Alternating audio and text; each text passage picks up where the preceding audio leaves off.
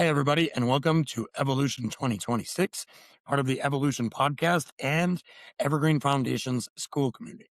Here we are a school-based podcast, and we bring on a ton of school owners from all over the platform and all over the world.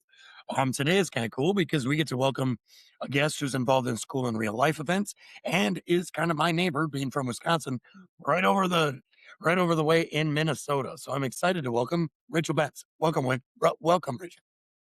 Thanks for having me. I'm super excited to be here. It's just a tiny bit chilly today, but the sun is shining, so we're joyful here in Minnesota.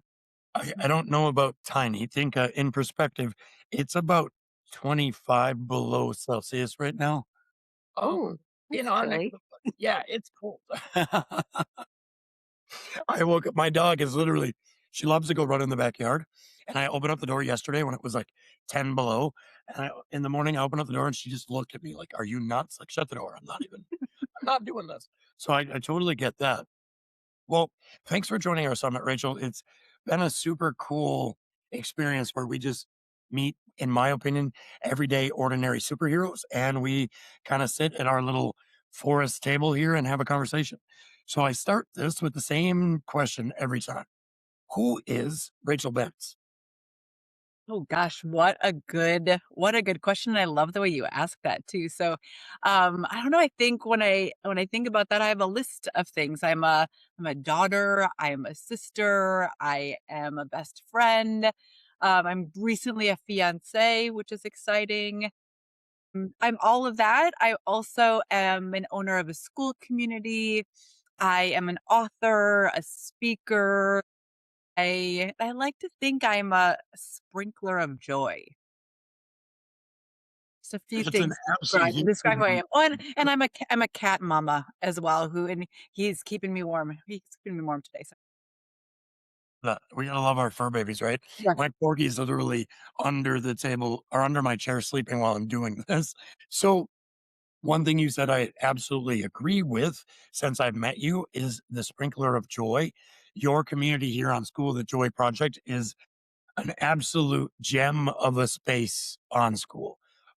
You every day show up to bring a little bit of happiness to everybody. And I've absolutely have enjoyed that experience. Where have you always been this way? Where did that come from?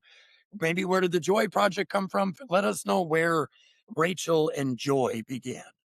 Yeah, gosh. So a little bit, or the Joy Project a little bit organically, but if I reflect on kind of where joy came from, I think I was always kind of a happy kid.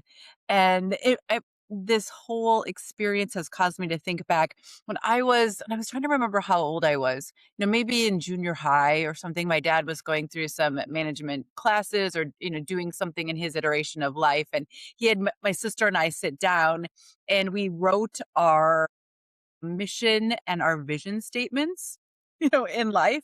And even at that stage of life, my mission statement or my vision, and which has really stuck with me, is leave everyone happy.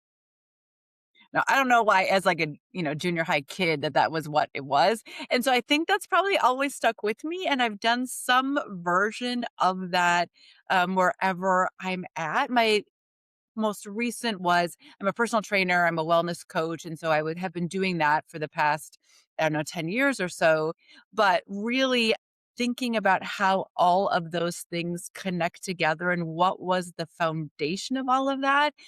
Certainly helping people feel good in their bodies was part of the foundation, but how, what is it that I can do to just bring a little bit of joy into people's lives? And so I had started another community, honestly, on School, which, got a little bit of traction. But last summer, then I thought, there's something to this joy thing. I don't know what it is, but I started it and honestly it was one of those things where it just kind of took off. It took off. I finished a book about joy.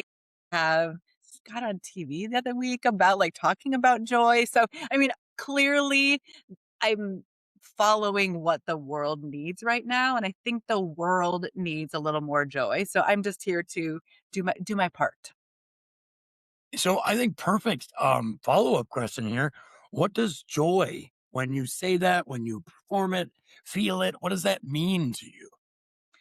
Well, the dictionary says joy is something about happiness and pleasure. And for me, it's about what are the tiny things every day that make you smile? So is it, your cat curled up at your feet? Is it that the sun is shining even though it's a gazillion degrees below zero?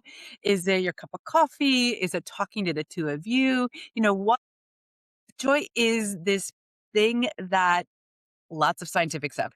Joy can help regulate our emotions. Joy helps regulate our oxytocin and our serotonin. It can lower cortisol. It can do all of these amazing things for us. But joy really is what brings you those simple pleasures. So it's not big things, but those little things compound into really big results. And thus my whole thing is joy isn't just this nice to have, and it's just not this thing that kind of sits over on the side of your life, but joy is part of, and joy actually can be the strategy to make your life better, to make your business better, to make your relationships better, to make just being better. I love that. Do you think that for you, joy is almost like a lens that you view life through, that you actively look for things to be joyful about instead of waiting for something to happen? That is a good question. I'm not necessarily sure. Well, I think it's a practiced lens. Mhm. Okay. When I talk about joy, and I think my fear at first was that it was this kind of fluffy, that it was going to be this, silly thing that really isn't strategic and helpful. And I don't want it to be like that. And I also don't want people to think that joy is like this toxic joy that just Mhm. whitewashes everything and makes everything like you're wearing those rose colored glasses or you're just a Mhm. Pollyanna. But I think what you said about joy being a lens or a choice, like, Mhm. I think that we get to choose every day or every moment to see things that make us happy. And I think it's just like any other habit that if you practice that and you practice seeing good things, it then perhaps turns into that lens so that it doesn't mean that bad things don't happen or bad things aren't happening. But yet, even in hard times or in grief or in just, mundane times, you always can choose joy, if that makes sense. Yeah, absolutely. I feel like it's also very closely tied with gratitude. Am I being wrong, or is that a correct assumption? Yeah. That is You, absolutely, because I do think that the practice of gratitude allows us then to see those little mm, things that are joyful and that can compound into bigger things. So that is one of the when I coach people, that's one of the things that we can do, one of the habits um, that we can develop so that that helps us then, like you said, create that lens of joy in our life. So gratitude definitely part of, and I don't think you can separate mm, that, right? Oh, so have you taken joy and the feeling of joy and how you want to spread joy all over, and I've seen it. How have you taken that to uh transpire on school and what you're doing with the Joy Project? Yeah, and honestly, a great question, Brandon, and sometimes I feel like I'm still, like, figuring it all out, like, what is it? Where Yeah. does it go? How do we what brings people together?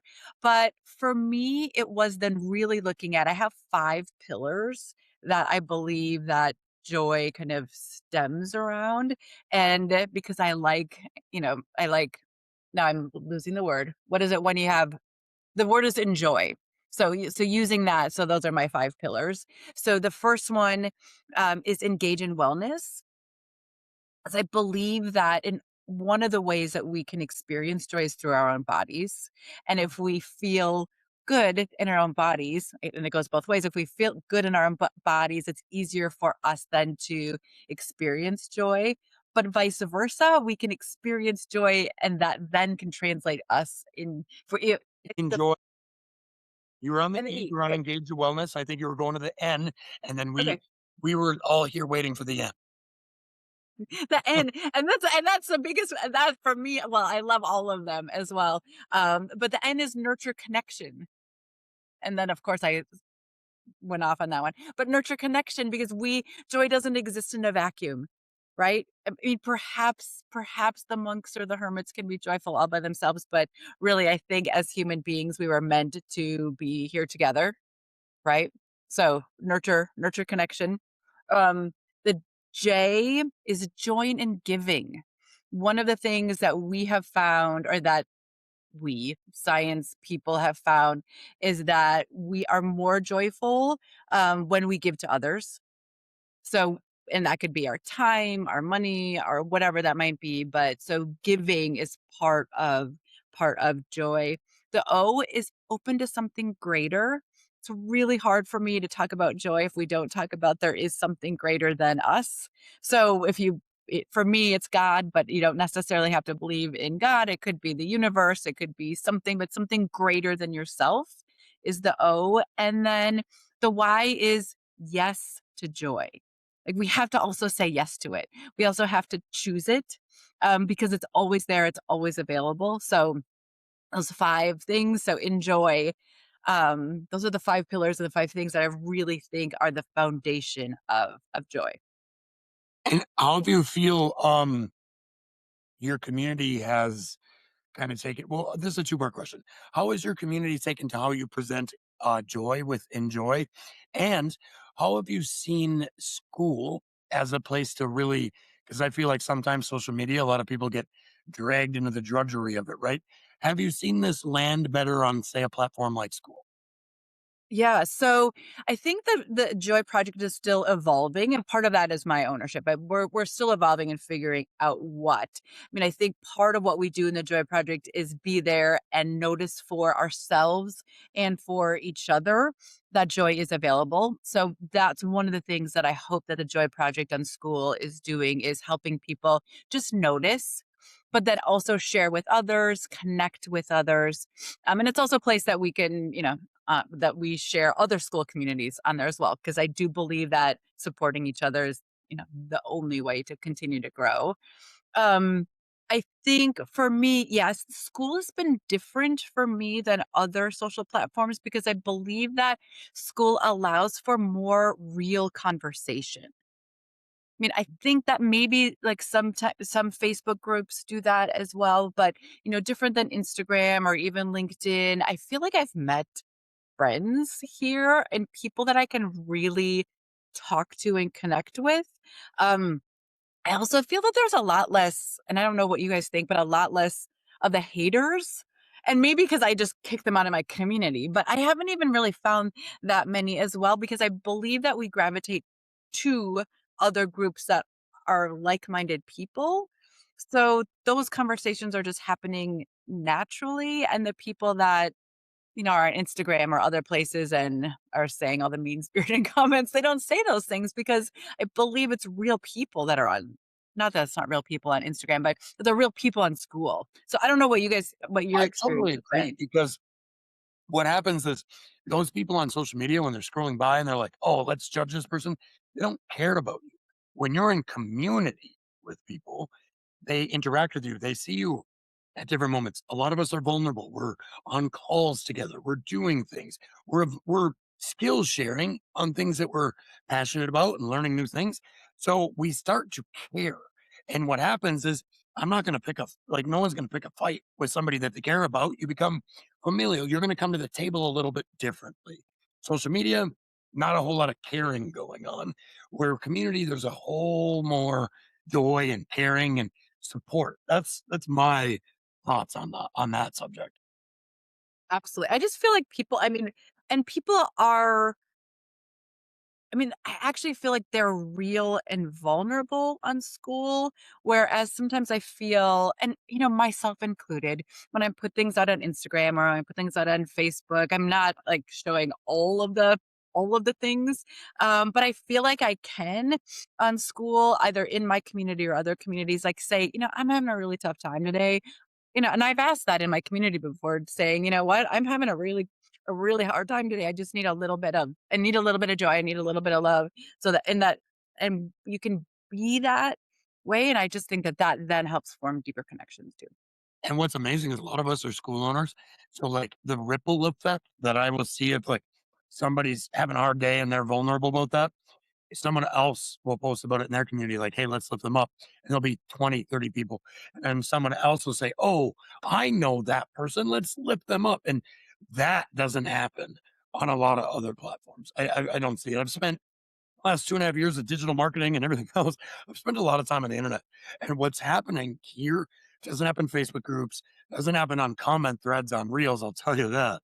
It happens in communities. And it's because you're allowing people to do that. And school allows us to be ourselves and says, hey, celebrate that. Then we all come back together to celebrate something, and then you get to be yourself. And it's just a different atmosphere. And I think your community and the Joy Project is right now a huge corner of that, right? You're a top community with people who are really engaged in a part of that. Something else that you mentioned was real people connection. I don't know a ton about this, so I actually have a question. What is school IRL? What does that mean? How are you the school IRL mayor? Like, where does all this come from?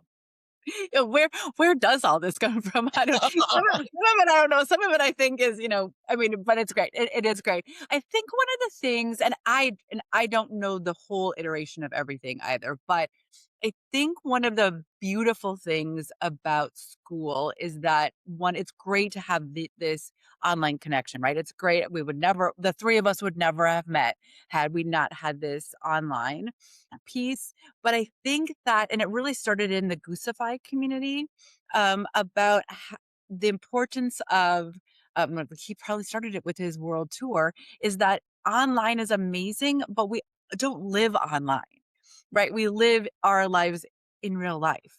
And how do we balance that and celebrate both of those things? So being here in Minnesota and having a school community and having some connections and wanting to be more of a community builder. I the Goose was having this thing about like be the mayor of your community or be the mayor. So I'm like, I raised my hand, and sometimes that's all it takes is right. Is I was quoting Nike the other day, like just do it. Just raise your hand. But it's been a real passion of mine now, and it's only been a couple of months. But to say, okay, it's great that we can connect here, but how do we then come together face to face in real life? Because that nurturing of connection can be amplified when we meet together. So that is one of the things, and for 2026, that it was one of my goals that I had anyway for my business was to do things to combine that online and in real life. So schools just getting behind that and supporting that, and so I've got a school community, Minnesota IRL, and that we plan events, and hopefully we can do a Minnesota Wisconsin one, but to plan events to get together, and it's been amazing. The events haven't been huge, but we've had pizza together. We went down to Rochester, which is just a little further south of where I live, and we visited these goose statues that they happen to have all over Rochester. It was so cold that day, but we did that anyway. Um, I've had coffee with people. We're going to have another pizza night as well. So I think it's just all about how do we balance that online piece with getting together in real life. And have you noticed a lot of them are local? Do you have people that come in from other areas? Well, what has the attendance been for some of your in real life events? Yeah, I mean, so we've had, let's see, the biggest one we had was when we did a volunteer experience and we had 8 people. Not huge, but we are growing. So there are people that are coming in from different areas. I've also traveled because I was up in Duluth the other day, so I met somebody for coffee in that group. So traveling around kind of in the area. The other kind of fun thing that is happening is through school. I met Brennan Thompson, who is in LA slash now going to be in Arizona, and we are getting together to plan something, hopefully in the fall, so that we'll combine these in real life things between, and hopefully, although Minnesota in the fall is lovely here. But can we do something kind of on a larger group piece as well, and really use all of our skills in terms of event planning and building communities, and plan something that will be a little bit bigger. That so TBD on that, but Yes. excited about that. Volunteered to go to LA now, but we weren't quite ready.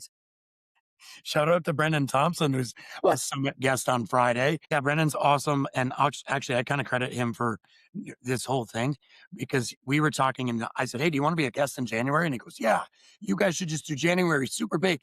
I think he meant for his call, but then how that processed through my brain turned into this. Which So, is amazing because yes, it helps a lot of you guys people. have been able to spread, and I end up just liken it to joy, but spread so much joy through all of the different conversations and introducing people to different people as well. I mean, what an amazing platform and connection space that you're able to offer. So that's awesome. Been Yeah, I awesome. appreciate that. So, what are your kind of plans or do you have any goals? Do you have help in the Joy Project? I know you said you were newly engaged, which I was there the day that happened in your community, and I announced it in my community. See, that's the fun stuff because you and Jason are both brainiacs in the Better Brain Project. So that's the fun stuff, right? We get to celebrate those moments together. Like I knew you for like a month and I was like, oh, she's getting married. That's awesome. Right. Like I think that's super cool. So do you have any help in the communities, and what are your goals in, like, say, the next 6 months? Yeah, so good question about that, and I don't know. I mean, maybe taking cues from other people as well. Right now, I'm the only admin in there because I'm doing the hobby community right now, Yeah, yeah. although planning on doing the pro community soon. So right now it's just me as the admin, although there are definitely people that are superstars, kind of, like Jason and other people that are in there often.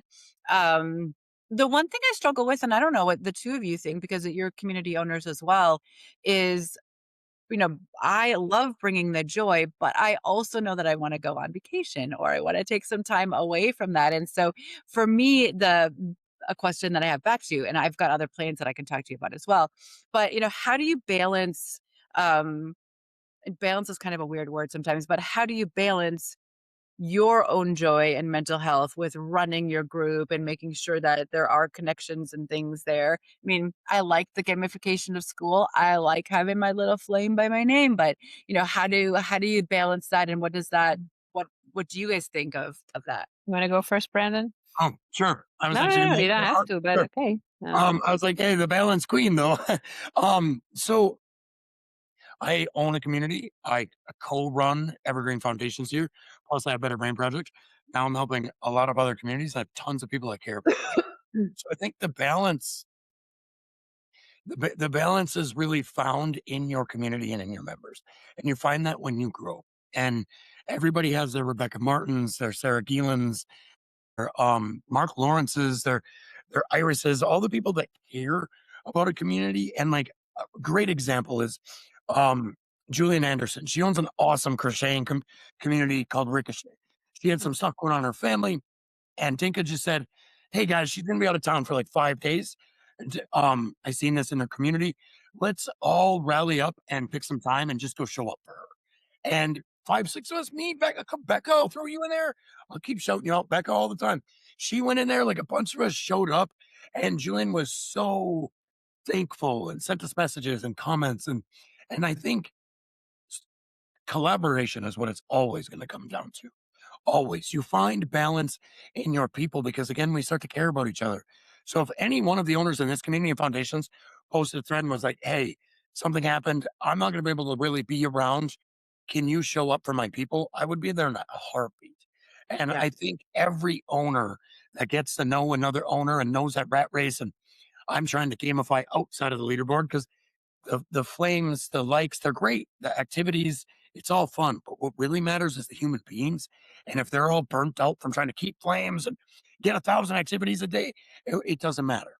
And so that's my answer. Yeah, that's a really good one, actually, Brandon. What I feel is that um, I have to quote Jack Robinson on this one. So he has this analogy about our school community being a barbecue and the owners being the hosts. So you set the culture for your community. And I think that it's not sustainable for us community owners to carry all the conversations, right? So that's not what we want. And then when we leave the room, it's just crickets, right?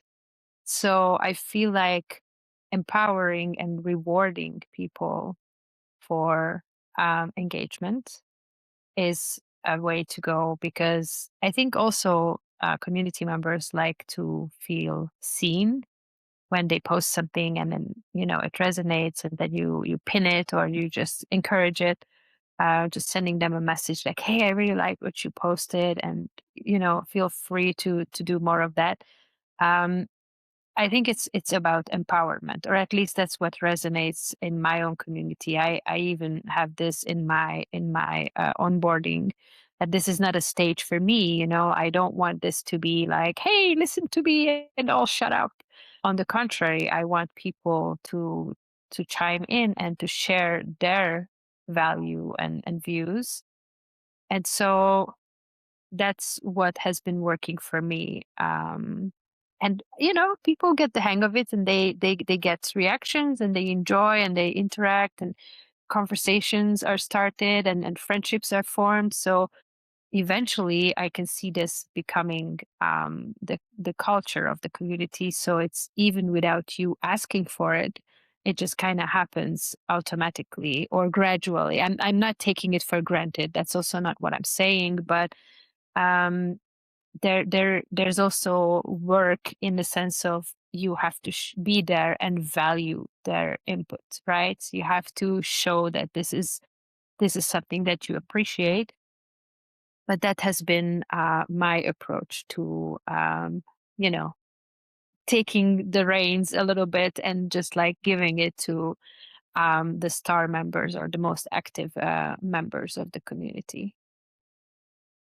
Yeah, I love that, and I agree with that as well, and I love the barbecue, or kind of the party analogy, that we are here to kick things off, get things started, introduce people to other people, but yet if you think about, you have a big party, you're not upfront all the time, right? Or you shouldn't be, right? It's about people engaging and creating those connections between each other as well. So And our and tornado, and the subject matter, I suppose, too, right? I mean, it's a little yeah, bit oh about yeah, what the community is about, but in our Tornado Power roundtable of great minds, shout out Mark Lawrence, I see you. Um, we've been talking about like it's like you're a new member when they hit requests, they're knocking on your door. And then when you open the door, when somebody comes to your house, would you be like, hey, by the way, I can fix all these problems for you, and you should buy this from me, and you should buy this, and I can no. You would take them by the hand and be like, hey, welcome. Can I get you something to drink? And if you were having a party, you'd be like, hey, Rachel's over there. She's always super happy. You should introduce yourself. She's a great lady. And by the way, we got this going on tomorrow, and you're free to show up, but no pressure. Then they go up the ladder to, hey, what else do you got? Once they get their feet warm. If you overwhelm people the second they walk through their door, they're going to be like, what is going on? And I think I've been on both sides of this coin and still figuring it out every single day. yeah.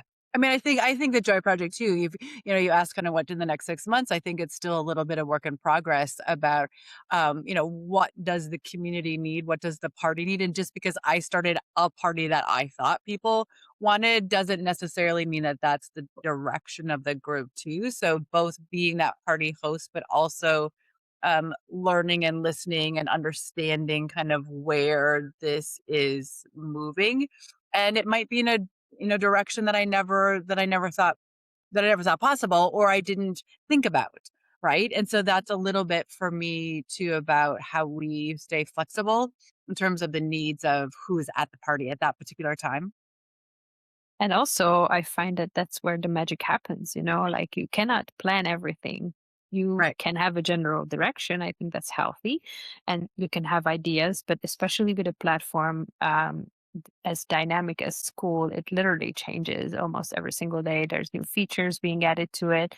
So it would be even silly to have like this super set plan of like, I'm going to do everything like this, because there's so many moving parts. The platform is changing. Then you have no idea what kind of people are coming in, or yeah, you can have like a check, a scan at the door, as but you don't really know them until you allow them into your community. And sometimes I find that the universe tends to like over deliver when you have that kind of vibration, and then it's like, oh, that's what you want. Okay, so here's some more and even better. Like you cannot even plan for that because yeah, we just we don't know everything better. So I find that not having everything like completely planned out can actually really lead to those unexpected joys of the universe over delivering. Right. Having your values and your foundation and the kind of the guardrails or the bumpers on the on the side to be like, okay, if you cross this line that we're not going there, but Sure. within this lane or within this space, let's figure this out and Mhm. together and have fun. I mean, I think that that's what school is about too. It that yes, is there serious business being done and is there money being made and are those things? Of course. But at the end of the day for me too, it's a space where I can go be authentic, have some fun, enjoy and just be like, oh, this is the bright spot of my day, right? The way I look at it, I used to look at it like a business. We were coaches. We were opening a place to huddle that into, right? 3 months ago, if you would ask Dinka and I, hey, are you guys going to have a weekly podcast after 33 episodes? And are you going to have a bunch of owners in your community? And you're just going to like make the best of friends. We would look at you and been like, I don't know if that's the direction we're going. We had no idea, but just letting that happen, here we are. We didn't plan this. We didn't think it was going to be. And it was the perfect thing that our members had kind of showed us was the door and it was already open. So we walked through it. Right? And I think that's, And wait, just a moment, Brendan. I also like full transparency. I remember the times a couple of months ago when we were aiming to have like one guest speaker a month in the community in whatever topic that kind of falls within the lines of the 5 pillars. And we did have a bunch, but it was always kind of like it was a mission or it was a headache, like it wasn't organically just coming together. It was like, oh yeah, yeah, we really need to find someone. Who could it be? And it was not happening, but it was an effort. And now, we are doing this. We just kind of went like, okay, so I guess this is happening. And it was even when we started, it felt pretty ambitious and we didn't really have a plan, but we just kind of started enjoying it so much that now it's the other way around. Now we have created something that appeals to people, and we ended up creating a podcast without the intention of it. And I think, what was it, Brandon, like we're booked until May with the weekly guests or something, so yeah, now it's the other way around. Now it's like yeah, people are asking like, oh, I would love to be on your podcast. And so it's really the energetics of it completely changed the experience, because we're doing this because it's super fun and we have a mission of sharing, getting the message out of like we can all win together. And it's just working. Was this a premeditated kind of master plan? Absolutely not. But I love that this is what's happening. This is what it's turning into. Yeah, well, But the magic. you were open to joy, right? And you were yes. Yeah, open to this absolutely. allowing for and thinking you even said it was fun. And I really believe, and I think the two of you do too, just about how energy works. Like when energy is Hmm. flowing, you can't actually stop it. I mean, you can't stop the sun from coming up tomorrow morning. You can't stop the tides. That's all just energy. And you guys Yeah. just created the openness for this fun and this joy, and of course, then it all just flowed. It's when it's hard work and it's the effort that we run into these like, "Oh, why isn't this working?" or "What is next?" Mhm. When you just like, "Okay, I'm gonna see." I mean, for me, it was even just starting the group, The Joy Project. I mean, that was never my intention, and all of a sudden, I have done well with it because the world needs more joy, and I was just a conduit, right? So the two of you are this beautiful conduit to people sharing about what their own passions are. I mean, what an amazing, joyful thing. Well, if you ask me, I think it's happening because the world needs more Rachel, and you just happen to come with joy. I think you made a really great point of school isn't just a place where you go on there and put your offers and have a group to have a lead pool and give and make a business of. School is a place where hopefully for the rest of my life now, I can support my family because I'm helping some of the best of friends I've made around the world do some pretty cool stuff. And I think that's what we're all doing on school these days. And that's like the coolest part, really. No question in there, kind of responding to what you said. I am going to bring it back to the thread. I see Dinka typing. We have a couple questions in our um, live thread here. John Cook said he would love to know how you're turning your frustrations into joy and making more joy in your lives. Oh, well, I mean, I guess my first response is I don't necessarily think it is denying or saying that there aren't frustrations. I mean, sometimes I have to remind myself that I need to tell people more often that, I'm not just joyful and happy all the time. I have real problems and real things that are happening. And if you live in Minnesota right now, there are real things that are happening in my community right now that are really challenging. So it's not about denying that, but a couple of things. One, I get to choose every moment if I want to see something that's good that is happening. So, and that compounds itself. That's science, that's research, that's real. So if you start to see those little things, that starts to compound.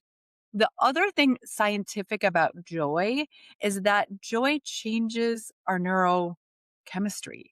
It allows us to create more oxytocin. It allows for more serotonin. It allows for those chemicals that help to reduce cortisol, help to reduce stress. This isn't just fluffy. This is real scientific stuff. So if you are lowering your cortisol, you have some of those better hormones happening in your body, you actually make better decisions. Mm, So, I mean, Brandon, you probably know, I mean, all the brain stuff, it's right? my All this language. brain stuff it's real. So that if you have the habit of creating joy or finding joy, you actually then create the space in your brain to make better decisions. Thus, all of the frustrations or the things that are challenging in your life, you they're still there. They're still there, but you have the ability to make some better decisions about them. Hey, if anyone's a Better Brain Project on this call, let's please beg Rachel to do a group with me on joy and the effects it has on our brains soon. Love, love everything you just said. And I think another important thing, and you've said this word a couple times, another important word with this when, because people say, well, how do you always stay so stinking positive and so stinking happy and life happens is we all have a choice, even if it seems terrible. And so many times in life, we choose the path of just staying miserable. And I did for a long ass time, just staying miserable and saying like seeing everything as doom and gloom. And every time you say it with a smile and you say, yeah, life sucks. I mean, I know what you're going through. I'm not too far away in Minnesota right now. It's hectic and prayers with you and everything I've seen some of the reports. And honestly, you have a choice to still go, but what's going good in my life? Has there ever been a moment where you've questioned, how do I continue to do that? Yes. And I write about it and I've got a book coming out in a couple of weeks, but I write about some of the things in my book. I mean, I will share candidly, I'm living in sobriety. So there were lots of times when I was not living in sobriety and I was having challenging times. I've been divorced. Divorce is not a fun thing to go through, right? I have lost people in my life. So yes, there are really hard things that I have gone through, but I feel, and I think, and I know that I have practiced looking for the joy. So yes, I probably have a different lens at some points because I can see those things. Um, but it's easier for me because I practice it just like any habit. You brush your teeth, you go to the gym, you eat good food, you do whatever, whatever your habits are. I have practiced gratitude. I've practiced the habit of noticing. It's funny. and my friends kind of tease me about this sometimes. There's a book by Ross Gay that I read, and I think the one that it's in, it's called The Book of Delight. So he talks about not only like finding the delight or delights throughout the day, but actually calling out, like yelling out, delight. So I don't do it all the time, but there will be times where I will just be walking down the street and I'm like, delight. So if I know it sounds a little silly, but it helps then solidify that in our brains to say, yes, I'm going through X, Y, and Z. And there are real things. I mean, my sister and I talk about, my sister's a grief to the pastor, but she's also a grief counselor. So we talk about joy and grief can coexist. Like those things can happen. You can be really sad and still notice a joyful moment. So those things are not opposite. I think they're sisters or cousins or something, but I really love that you brought this up because I think a lot of people are there's a misconception about being joyful. And there is such thing as this kind of toxic positivity, when everything is just like, oh no, just be happy, like put a smile on their face. And that's not genuine. And I strongly feel that all emotions have a place and they are here to teach us something. And there's a reason for all of them to exist.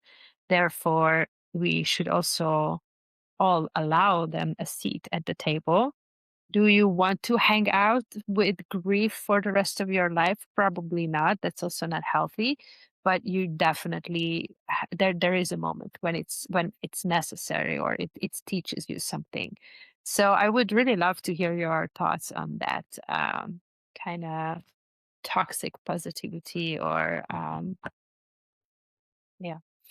yeah. And I think, and that was honestly, for most of my life, my biggest fear is that because I do tend towards the happy, joyful side and I practice it. So it's not that it was always easy.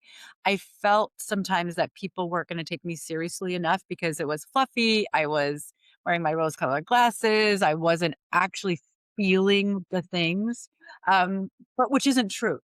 Again, I cry, I get mad, all the things, and I do believe that it is important in different stages of our life to sit in grief. I mean, my sister and I are starting to write a book about that because I do think it's so important to, as you said, feel all the feelings. Because if you just push it down and don't feel it, you're gonna believe me, and I probably have done it before too, but, you have to go to counseling, then you have to go to the things, then you had I mean, you're gonna deal with it at some point, right? Not to say that counseling is bad. I believe in the power of going, seeing a therapist. But I do think that we need to feel all of the things, but what you said as well is you don't have to, but sometimes you just need to know that it's okay even when you're in the depths of grief, if you just lost somebody dear to you or something, you've lost your job or something, whatever that is, you still are allowed those other feelings. So you still get to practice joy. And again, joy helps us make, like I said before, joy helps us make better decisions. So if we can practice it, then the times when we do need to sit in that grief, we can be there without the fear that we're going to be there forever. Because that's sometimes the fear of grief too, is that if I go into that deep grief, I'm never going to come out. Well, go feel it, but then also remember that you have other options at the same time. So, I think you guys bring up both great points. And I want to just add a little bit. Sorry to interrupt you, Jacob, but even no, before no, you no. I think it's good because I'm not a therapist. I just should uh, say the other. I'm not a therapist. I'm not a counselor. yeah, I'm me not either. like, But I think what it does is it doesn't make the feelings go away, and it never is. And you're always going to feel all the feelings, but it makes them easier to manage through the practice because that practice actually brings in neuroplasticity. And the practice brings in your brain is now trained, if you will, to respond with joy. So even in the hardest of moments, if your brain is to respond with anger and rage, you break stuff every time you react to something, the littlest of things are going to set you off. But if you're training and practicing, a word you've said over and over, practicing that neural response of I'm gonna look at it the best I can. I'm gonna get through it.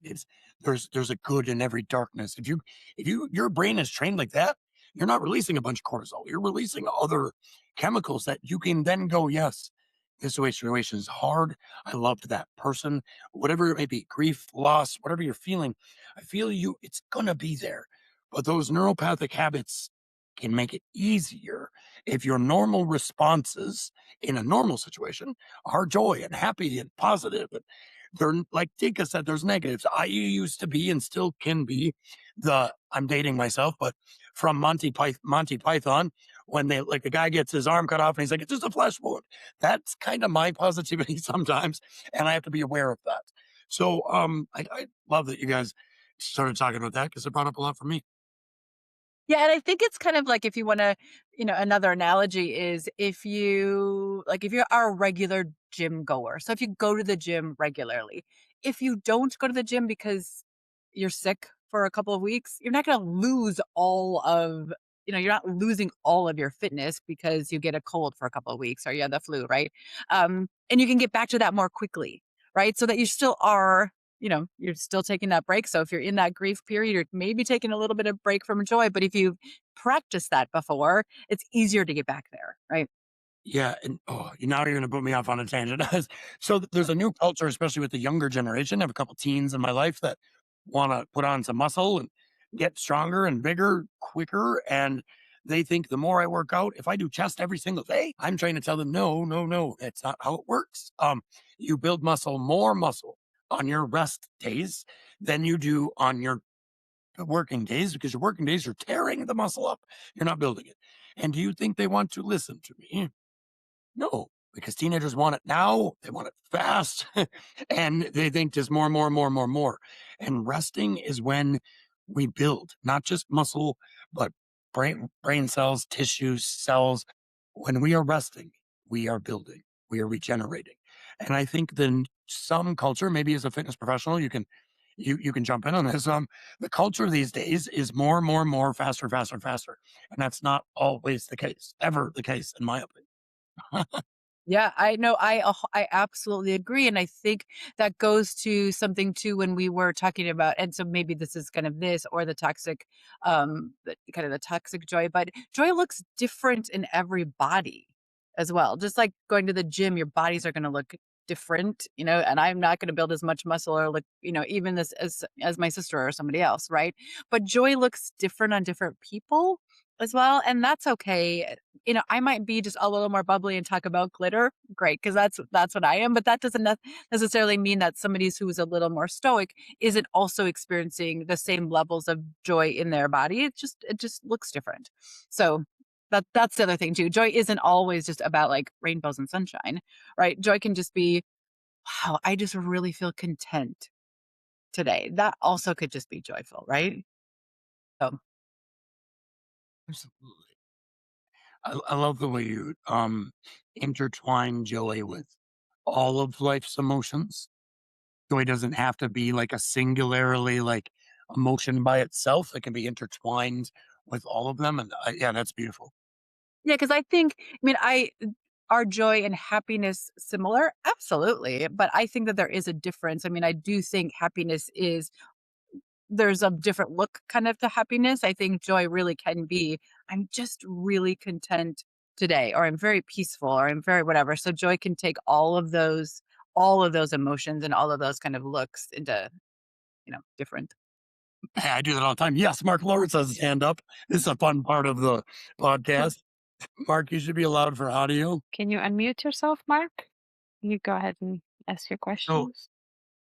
yeah, Mark, you can unmute yourself at any time. I give you permission. If I see the white little thing going on, I'll shut up. Otherwise, Dinga, you had yourself off mute. Did you have any responses there? Um, I mean, yeah, it's I don't know if you're familiar with Joseph Campbell's "Follow Your Bliss" little slogan. So that's part of my credo, and I really make that a priority. And I feel like your definition of joy and how I think of my following my bliss is very, very similar. So it's kind of exchangeable. So a lot of that what you have shared is it resonates with me because I also believe what you were sharing about being able to experience grief and joy at the same time. I feel the same way about bliss and sadness, for example. There is such a feeling or a situation where you just cried your eyes out, but somehow it feels blissful because there's something that's been released. It's Mhm. it's um it's a purge and it just feels good. So I really love that your take on that. Rachel, how do you see joy continuing to show up in your life? And then that just, I'm not going to put a time frame on it. The rest of your life. How do you Rest of my continue? life? Yeah. Yeah. Let's just leave it up to the next Yeah. chat. I, gosh, how do I see joy? Well, one, I just know in my soul that it's just always going to be there. Because one of the things for me personally that I think about as joy and God are kind of interchangeable a little bit. I mean, this all stems from the energy and the light and the love of God. So it's just a constant. So, one of the things that has been helpful for me is that I can trust that it's just always gonna be there, even when I'm in the depths of grief. I know that it's always gonna be there. I don't think I always knew that. I suppose maybe somewhere in the back of my head I knew that, but, so kind of on an esoteric, answer to your question, I joy for me is just always gonna be there. So I think that that's great. I think one of the more practical, um things that I know is that I also know that I've been called to continue to talk about joy. So that whether that is writing some more books, which I have a couple of more, well, I just talked about my sister and I are going to write one about joy and grief. I want to write one about how joy impacts organizations because I want to actually talk about the science and some of that science in the book that's coming out at the end of the month, but really show organizations that joy can actually help your bottom line because I do believe that as well. So that joy is one something that I get to experience, but two something that honestly I believe I've been called to just continue to talk about. So and to make sure that we are talking about the breadth, and that's why I appreciate the questions that the two of you have had today as we're talking about this. And so it allows us to have deep conversations about something that sometimes people can take as just this frivolous fluff on the outside, but that it really is something. I mean, we can talk about the brain science, we can talk about what it does to your body, we can talk about all those things. And so that's cool. So I appreciate the openness that the two of you have as well to discuss something that can seem fluffy. And you don't know how many times I'm not a professional podcaster, a seasoned professional podcaster. So you know how many times I ask a question and my head goes, did that make any sense? And then the guest just crushes it with an awesome answer. And I'm like, oh, must have did something. I mean, you do. I've been on other podcasts before too. So the two of you actually ask really good questions, and I love the dialogue too. Because sometimes it's just like people are just a little more stoic and it's asking the questions, but it's Yeah. sometimes fun to have a dialogue about it. I've been telling everybody when they reach out, like, what should I know and what should I say and what you guys? I'm like, no, we're just gonna kind of like get to know you. We're just talking to you. No, nothing, no pressure. Like we're no scripts here. Yeah, no, it's lovely, and I suppose people, and hopefully the people that are on as well. I mean, I love talking about joy, so why not? Hey guys. Yay. Hey, Mark. Yay. Hi. Oh, technology. I'm on my phone now. For some strange reason, the mic just wouldn't unmute on the computer. So, Mm. but hi, Rachel. Hi. Thank Hello. you for spreading so much joy this evening or this morning for you. It's Absolutely. it's been fantastic to listen to you, and I'm also in your community, Mhm, so mhm. it's nice for me to see you once and for all, and to listen to you and share some of your wisdom too. It's really interesting. The question I have for you. And I'm a great purporter of joy and happiness and all of those wonderful things. And what resonated to me and what you were saying about, going through the dark days, going through trauma and grief and everything, but you can still have moments of joy. It can be the smallest of thing in the deepest darkness that you're in at that particular moment in time. If you allow yourself to see it or to feel it, it's always there. There's always some joy to be seen. My question really for you in this day and age and what we're going through right now globally with the regards to the situation of division in our world, hatred being driven into our world, and segregation again, all of the things that we hoped we were moving away from over the years, we now seems to be turning and going back.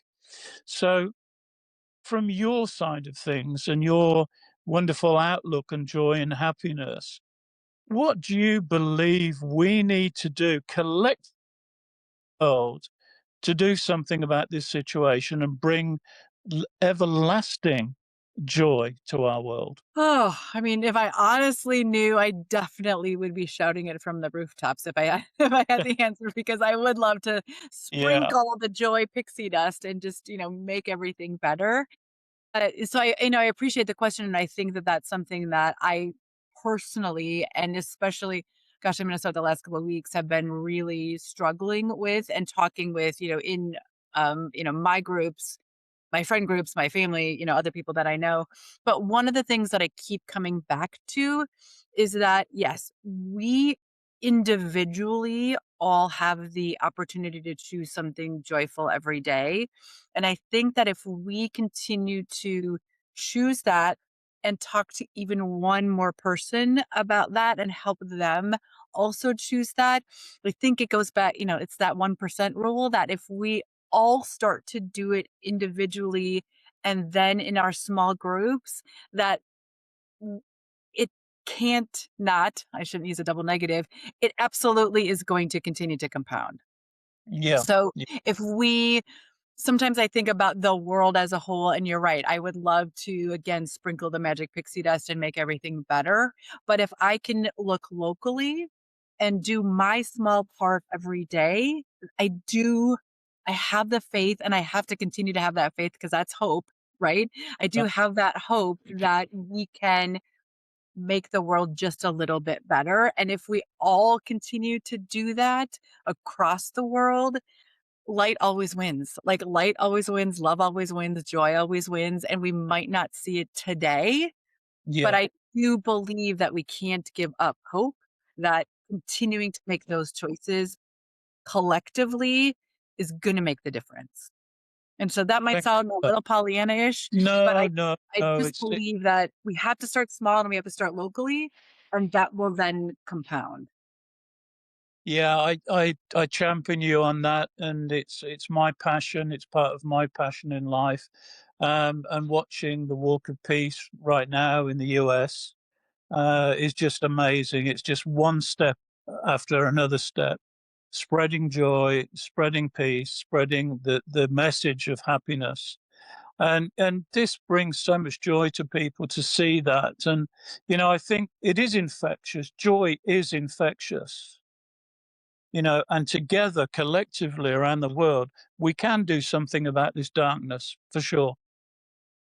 I mean, I have to continue to believe that, and you say, and it is infectious. I mean, also hatred can be maybe a little bit Yeah. infectious as Oh, well, yes. but I do believe that Yeah. at the end, and I don't know when the end or what even end means, but I think that we have to, and maybe it's even more from me, if a pull of responsibility.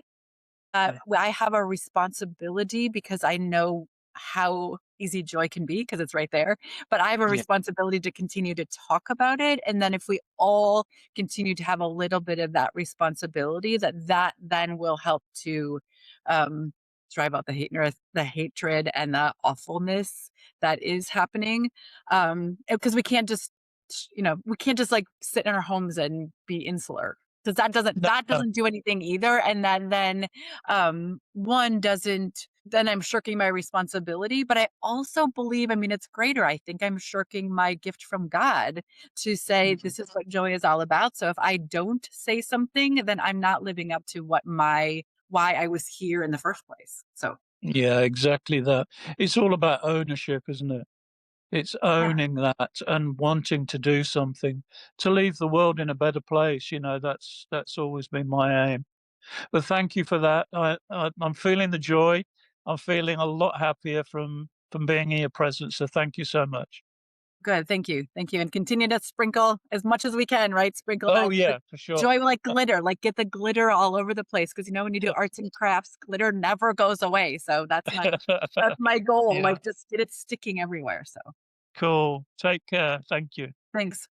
Mark is definitely a sprinkler of joy. I can tell you that. Can't wait to have him on our podcast. I Yeah, think it's in 2 days.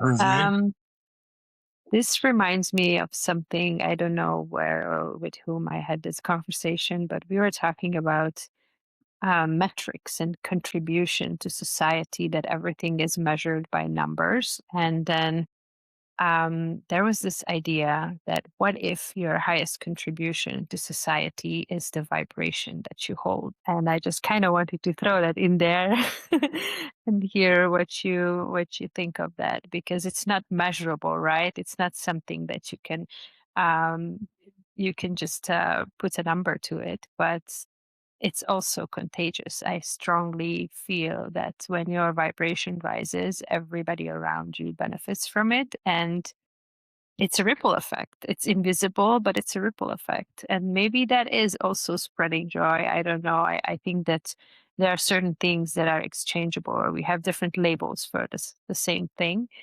Um, so, yeah, that's just kind of where my brain went from that little exchange you had. Yeah, and I love that, Dinka. I think, and that's true, and I believe that is that yes, not everything is measurable by the number that you write down, right? But yes, that we can feel energy. Right? I mean, we can that's undeniable. You can feel energy. And so if we continue to raise our energy and operate on that higher frequency, and we can talk a lot about that. That goes maybe from where even I kind of started some of this career. If you put good food in your body, you are gonna vibrate at a higher level, right? If you eat more green foods, if you eat more plants, you're gonna operate on this higher level. So that if you're being good to your own body and you're operating this higher level, people can see that and feel that you are more joyful, and then you continue to rise. And then collectively, maybe this goes back to what Mark was saying too. And I know we can't necessarily measure that, but collectively, if we just can raise it one hertz at a time, right? Can we then continue to collectively raise the frequency in the world? And will that then help people make different decisions about being nice to each other, right? I mean, let's just be nice to each other, and maybe that would change change a lot of the things that are happening. Amen. Why is that the hardest thing for society to do these days? Is just be nice to each other. That's why, Rachel, it's really refreshing to I talk to people that are really just trying to help others sprinkle their little passions and peace and joy on people. And I think you're just really refreshing to talk to you because you wear that on your sleeve. You want to do it with everyone you come in contact with. I think you're one of those people. And also, Mark, thank you for adding. You're also one of those people where you step into a room or a conversation with or a call with, and you just can't be in a bed because you exude what you preach. And I think that's super important. And I've seen as a theme on this podcast, and you can probably agree with me that everybody doesn't just say, "Hey, this is what works to make you feel joyful or happy," or "You should do what I say." They say, "Hey, this is how I live. This is how I feel." And if you want to feel this way too, I can give you some tips. And that's what I really like how that you. I have no question in here. I am just Mm. kind of taking in everything that's been said. Yeah, and I think that I mean, if we get down to, kind of the brass tacks of it, I mean, there are practical things you can do in order to feel joy, right? It's not just I wake up and I'm like, "Ooh, I feel joyful." Although sometimes I do. Part of it is I meditate every morning. right? I spend time in quietness and gratitude. Dinky, you talked about that. So in the morning, I have a very, it's a habit that took me a while to practice, but I get up. I actually, before my feet hit the floor, I say out loud, it's going to be a great day. It's going to be a great day, right? I just say it and because I get to pick it, right? And great might be on the spectrum of, it might just be great because there's one good thing that happened, but it's going to be a great day. I meditate every morning. I have this lemon water concoction every morning. I do some prayers. Um, and then I have a little solo dance party. Well, now it's not necessarily solo, but it used to be solo. So, getting all those things in the morning. I work out every day. I move my body every day. So there are things that you can do to create joy. You can have your gratitude list. I don't always say it out loud now, but I do try to notice and say thank you when I'm driving and it's a beautiful sunset or sunrise, even though it was so flipping cold this morning when I was out. I got to see the sunrise when I was driving home from a client this morning. So thank you. Like, thank you for this amazing sunrise. So those little practical things, it is connecting with people. I do believe that we do not live in solar lives. And although I adore Skool, and even this, I think that connecting with people in real life is so important for us. So it's some of those things. It's texting a girlfriend to say, when are we going to have coffee? Putting those things on my calendar. So I think that there are some practical things that we can do to start to create the habit of noticing joy. But at the end of the day, that is what it is. It's just about noticing. I mean, I'm sure you've talked about this in your groups before too. I was likening it to, I read something the other day, if you're looking for a new car, never, you don't ever notice those, like the whatever Jetta or Lexus or whatever. You don't notice those cars until you're like, oh, I want this. And then you see them all the time on the road, right? More of those cars on the road. It's just that you're noticing them. So that if you can start to notice that there are joyful things, it starts to compound. And then all the amazing other things happen with your brain and all the other stuff happens. But it just starts by the noticing. Yep. As soon as you're aware and then you start again, you've never once said, I wanted to be joyful, so I just became joyful. You literally said practice, work at it like over and over. You're creating habits, you're flipping habits. So then everything becomes just that much easier. Like I said before, I love that you keep saying that because again, you have to choose, but then you have to repeat and you have to be consistent. You can't just choose and then never live in a joyful way because you won't be joyful. You have to choose and then practice and live that way. So I Yeah, love that. you don't just do one push up. You don't get to go to the gym once and you're like, well, hey, I'm in the best shape ever. Or you don't eat like one piece of spinach and you're like, well, hey, I'm Not healthy. repetition. Right. I mean, I wish, um, but, but choosing those things and choosing, I will go back to that is where I started my career. Well, started my second career. My first career is totally just separate. Um, but choosing really good things for your body helps you feel good. And if you feel good, it's easier to see joy, easier to spread joy, right? So, that would be one place if I had, was leaving people with things. One thing is just notice, but two, if you feel good in your own vessel, it's so much easier to be joyful. Yes, 100% agree. 100% agree. You've mentioned you've written some books. You got a book coming out. You have a community, the Joy Project we've been talking about. Where else would you point people that want more Rachel? I know I kind of do. I love the whole joy aspect. Where do we find your books? Where do we find Rachel? Yeah, you can so I have a website, myeveryday.com. So you can find me there. The book is not quite out yet, but it will be out by the end of the month. Pre-sale though is going on, so if you want to do that, but enjoy my everyday. I do have on Instagram the Global Joy Project on Instagram, and I'm on LinkedIn just under Rachel Bentz. So And also today, crazy, I didn't try this, I swear to God. We have a thread where everybody's sharing their social medias and their profiles, and as a forest, we're gonna go out and follow everybody and up their social profiles. So put all of that into that thread. It's right on it's pinned, actually. awesome. I will go do that. And I was just gonna say one other thing, and I can't remember what I was So we're just not gonna done yet. I'm not letting you go but just say, Okay, yeah. No, I was gonna say something about about connecting Yeah. though. But yeah, connect with me. I would love to, continue to continue to share, and it's about community, right? It's about, yes, you can experience joy in the car seeing the sunrise this morning, but I think joy is better in community and connection. If you're doing life by itself, it's not as fun. And now I have so many school brothers and sisters. And I mean, if you don't take a chance at some things, you just never meet people. I always tell people the best thing school ever gave me was the sister that I never had, who's Hungarian but lives in Belgium and moving to Portugal. I mean, that's what the school gives us, right? So, with that being said, my funny usual way, Tinka, I'm going to kick over to you for this part of our wind down of the call. So, the card that I drew for you, it reads Shapeshifter, and it says transform and unveil your gifts. The funny thing is that Team Edio, I hope I didn't butcher his name, had also the same card. So maybe that's a little link. I don't know if you've seen Tim's episode. Maybe that's a little golden thread for the two of you to connect. And I would love to hear how this resonates for you. Oh, a shapeshifter. Yeah, I think right now I do really feel like I have been um in this metamorphosis space of life, like really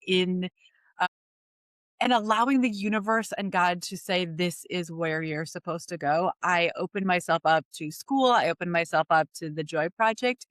And all of a sudden, and this is no lie, I have been trying to write a book for the past 4 or 5 years. It was going to be about wellness and it was going to be fine. And it was going to be like every other wellness book that's out there. And then all of a sudden, it's this joy stuff. And it's like, oh, no, joy is the strategy. Like, and that's the name of my book, Joy is the Strategy. Going just like as the two of you did, kind of following where the energy was going, being that energy. And all of a sudden, got on TV for a couple of things here in Minnesota about talking about joy. You invited me on here. I've got other, podcasts that are happening. It just feels like this flow. I got invited to a couple of organizations to talk about joy in their organizations. Planned sort of, right? But keep shifting into this thing that I've always wanted to be. Again, it's about speaking, and maybe I just didn't know what my voice was, but my voice really is joy. So I'm not going to deny that anymore, and I'm going to put credence behind that. That is what I'm put here to do. So maybe shifting into that what I was always supposed to be, but it just took me a little while to figure it out. I mean, I'm in my I love while to figure that out. So, but I'm here.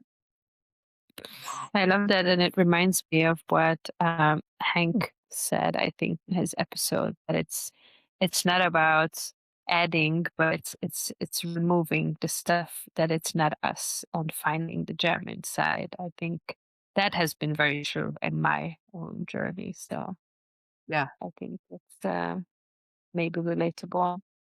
Over to you, Brandon. Well, Rachel, you are a joy. This conversation was a joy. I think everybody watching it is going to feel some joy. I absolutely love that you're one of the guests that signed up for the summit. You did it early on, and I'm super excited about that. This was a great chat. I always ask one final question to all of our guests, and the answers always surprise me, even though I think they're going to be so close. What does evolution mean to you? Oh, um, well, maybe it means kind of in the same vein as what I was talking about, the shape shifting and metamorphosis, but evolution is that there we get to continue to change, right? We get to continue to evolve. And maybe this is what our whole life is supposed to be about, because I believe that we never are fully actualized on earth, maybe. So it is continuing to evolve to be that actualized person and live out those gifts that God gave us. Not an amazing answer to that question. Guys, well, let's all show Rachel some love in the thread.